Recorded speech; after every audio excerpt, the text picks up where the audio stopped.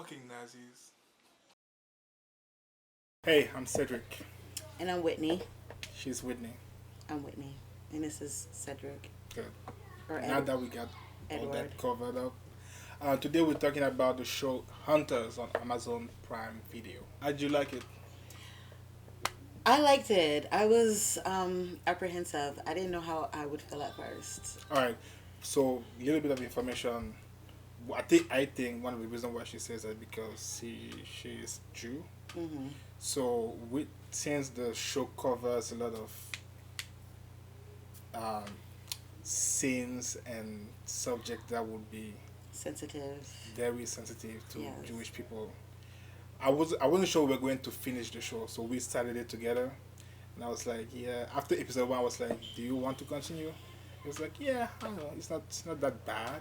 It's not as bad as people apparently said it would be. So Yeah. that's a good thing. It was bad, but it wasn't like I've seen The Pianist and like Schindler's List, and those things are just like. Those are good movies. And I thought this would be something similar, and that maybe I would like cry in an episode or two, but not at all. I think part of the reason is because the show, even if the show covers those sensitive subjects, ultimately the show is about, dare I say, revenge. Like it's like a hunt. We have three parties. I think we have the police, we have the hunters, and we have the hunted, who are also kind of hunters in their own way. Like we have the Nazis. I think it's the first time in the video I said Nazis. Sounds weird in my. Something that I really like that they explored, like the way the Jewish people who were actually in the internment camps and the young Jewish guy played by Logan Lerman, like the difference of perspective. Like when Logan Lerman's character, I forgot the name. You remember? His character's name? Yeah. Noah? No. Jonah. Yes. So when this character included in the hunt, it's basically because of the revenge. He wants to um, satisfy his desire for revenge because someone killed his grandmother. But for the people who lived through it, lived through those horrible times, they it's not they don't want to stop at just that one person that oppressed them. They want to exterminate everyone that was involved in that in general.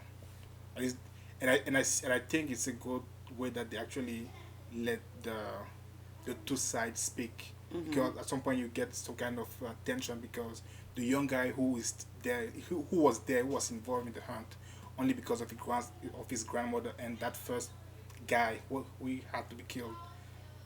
Once that is done, he kind of changes his mind, like, okay, I'm not sure I want to keep killing people, until he gets reminded that because you had that, I guess you haven't lived through it.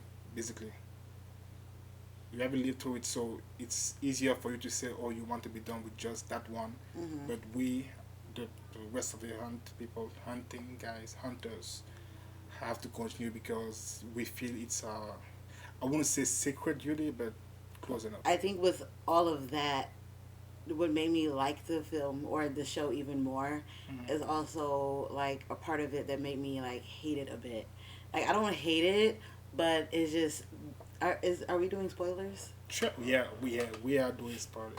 Okay, so Spoiler one. but the way it ended, I never would have thought Al Pacino was the wolf, like at all. There was a point. There was a point where he was like, "Oh, Al Pacino's the wolf," and I'm like, Episode 3. I don't think it was that early, but he was like, "Oh, Al Pacino's the wolf," and I'm like, "You might be going somewhere, but like, let's reel it back a little bit." And that was the thing that made the most sense to me, because like I don't know if it was probably not when he read the letter of his grandmother and she was speaking. I'm like, I think it was episode 3 or 4 when she first said something like, the wolf learned everything there was to know about Mayer. I was like, okay, they're just going to exchange places. So the one thing I didn't foresee was that they were going to kill Mayer, the real one. In my head, it was like, okay, they're just going to switch it, and he's going to like send him somewhere, and then the real Mayer is going to come back at the end of the show and make a big fuss. But That wasn't it. But it was also slightly disappointing. Only just because I wanted Al Pacino to be the real mayor, and I wanted thing, this whole revolution to be led by mayor. The thought of a Holocaust survivor doing something this big, to me, I felt like that was like so cool. And of course, it's not gonna I happen agree. like in real life, but Well, I we don't know. haven't checked. Maybe some of this is based on real life, but it It felt could like that. be. Like the first half of the show felt like it was based on real life. Then it went directly into fantasy. But It did, which I also thought was kind of cool. I didn't mind hmm it going into fantasy.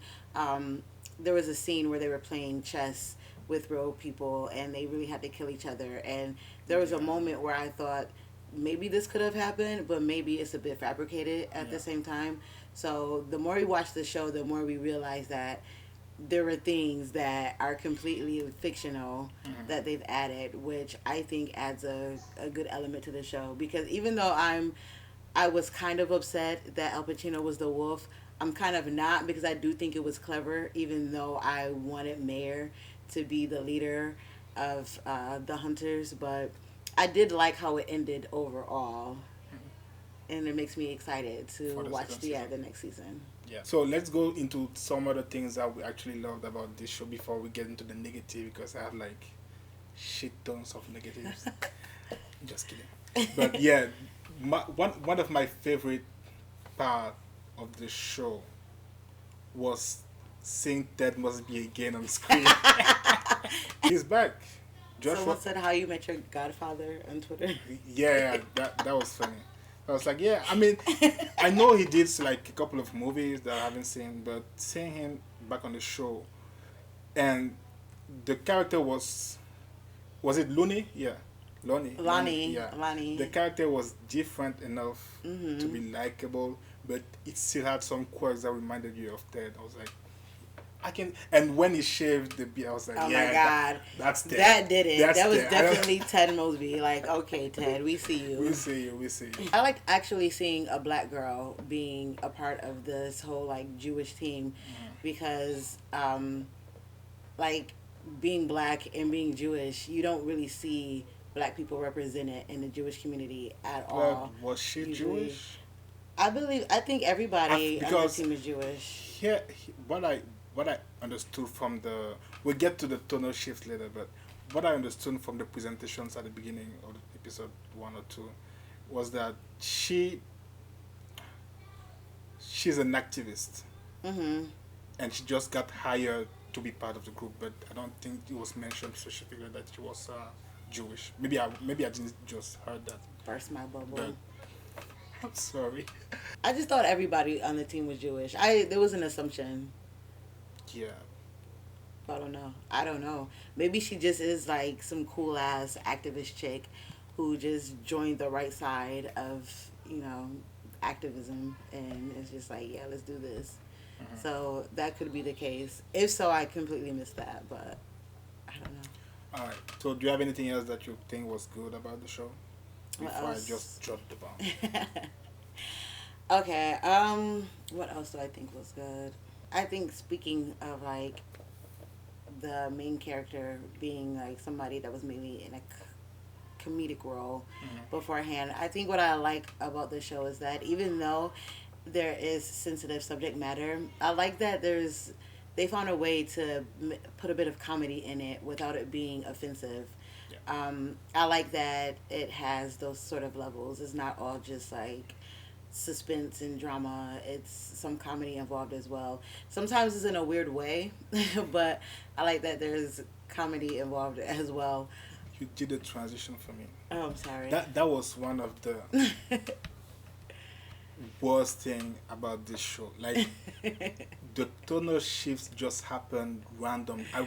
That's how it felt. Like it happened randomly. You're looking through something and then not without any real transition or introduction, you just fell into a comic book kind of sequence, like the what was it, the commercial, Yeah, the it's presentation, trailers. like the trailer is like, okay, I get the feeling that what they wanted to say is that it's all happening in his head, into Mm-hmm. Jonah's head, but it didn't feel um, smooth. There wasn't a smooth transition or something that would let you know There that was a okay, lot of like, what the like out of nowhere, really, it was like the dancing at the beach. I was like, wait, what?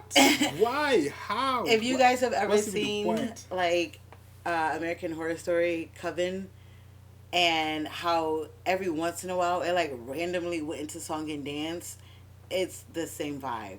It's just like, fuck is this? Yeah. Another thing that really bothered me was the both convenience and inconvenience of Jonah's ability, Logan Lerman's character. It's Mm-hmm. like at the beginning they make a huge about the fact that oh he's a code breaker. They even have an Mm-hmm. entire sequence about it. He's a code breaker. He can see, and that's how his minds work. I understand that, but throughout the season, I know that we had other characters to explore, but it felt like they were. It was just popping up at convenient moments. Like okay, we need to get the plot. It was like, oh yeah. He can do that. So oh yeah, he can do that, and he puts something together, and then that makes the plot move forward. I'm like, yeah, but it's like lock and key. Mm-hmm. They have all those keys, and they use it like twice in the entire show. It's like the bad guy uses the key more than everyone else, and it just like bothers Annoying. my mind. So yeah, if you establish that the character has that gift, make use of it, and that brings me back to one of the other reasons why I had what mid appreciation of the show is that I wanted something more, and it might sound weird coming from someone like me, but I wanted something more um, serialized, Mm-hmm. like Nazi of the week. Mm-hmm. Okay, this is the team, this is the one that we are looking for this week. Like a Criminal Mind. You just have one guy. Okay, this is the next target of the list, and then you start. You Mm-hmm. know, that's how. Maybe because I'm used to that. Maybe because everyone else is doing that. But I feel like that would be a good way to make things go further. Like there's a big bad guy, the Mm-hmm. wolf, but you have like every week, every episode, you have one little guy that you have to step over to get to the big bad. And I guess maybe they did it that way, but in longer episode, like uh, 2 3 episode arc, but it didn't feel like villain of the week, and I think that was missing from the whole thing. That entrance, Jesus. That entrance was just like, first of all, you see, I can't, but the Asian guy on the team, I can't think of his name, but Joe. like Joe, he gets kidnapped by like the queen of the Nazis, and Colonel. yeah, and like he's seeing someone come. He's, the guests at dinner, and he looks like he sees a ghost, and you're like, who the fuck is he looking at? And this guy, old and decrepit, is coming to the table, and you still don't know who the hell it is, but she calls him Adolf, and you're like, Hitler? Clearly, like, I don't know how many adults we all know, but like, I think it's like, I oh think after shit. 9:45, that that name was just like banned from Yeah, every. you It's can't like name, that's not in the never, baby list of never again. names. It's not a cute name for your baby. No. So, But that would be interesting to see how Jonah adjusts to his new role as a leader.